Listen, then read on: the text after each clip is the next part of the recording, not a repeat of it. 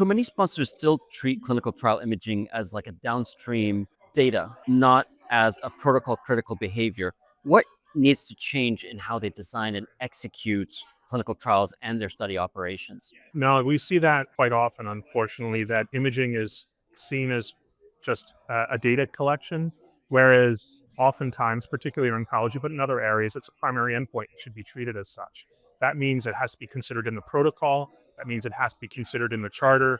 And that's not just considered. I mean, you need to identify specifications for the systems, equipments, timings, intervals for when things should be imaged, what should happen in the event, how it should be read. All of those details need to be designed into the trial very early on. I'll even say that oftentimes when sponsors contract with clinical CROs, the imaging CRO or the imaging component is an afterthought. They make a site selections, they make CRO selections.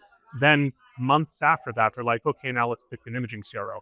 If they're not considering the imaging CRO until that far down, it's unlikely that the imaging data collection or site selection has been built into by design.